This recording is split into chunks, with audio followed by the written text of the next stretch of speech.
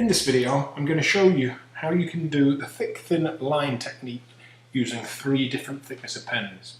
Now, I've started this drawing by quickly sketching in pencil an isometric cuboid that has a hole through the middle of it.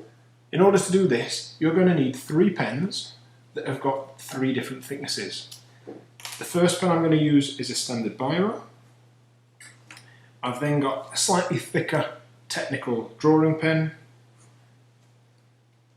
and then finally I have a thick felt tip pen. To start with, we're going to draw our shape using the thinnest pen. As before, rehearse the line before you draw. Try and keep the pen quick on the page so that you get nice straight crisp lines. You will need to turn the page in order to get comfortable positions as you're sketching. And fairly quickly you should be able to construct quite an accurate 3D cuboid.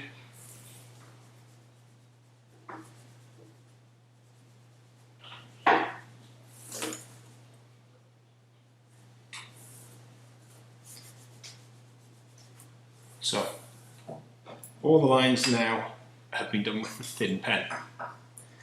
Next, I'm going to get you to think about the thick pen. In order to do this, I'm going to imagine that I've got a spider on the top of this cuboid.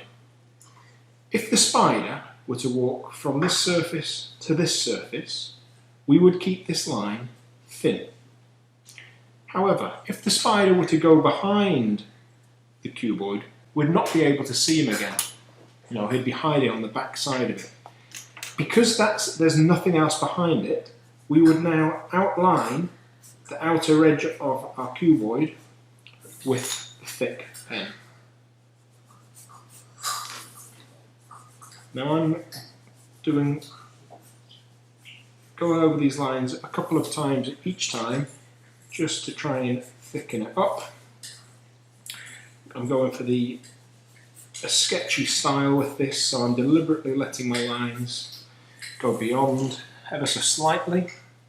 But I've now gone round the outer edge with my thick lines. Next, I'm going to use my medium thickness pen. So this is the one in the middle here. And this time I'm going to get you to imagine that this spider has gone from this face and he's now gone inside the cuboid. If that was an outer edge of the shape, there was nothing else behind it, that would be a thick line. But because we can't see him, we're going to draw that in as a medium thickness line. And we're going to draw this one coming down in the same way as a medium thickness line. In the same vein, if it were to happen on this side, we would have a medium thickness line there and a medium thickness line there.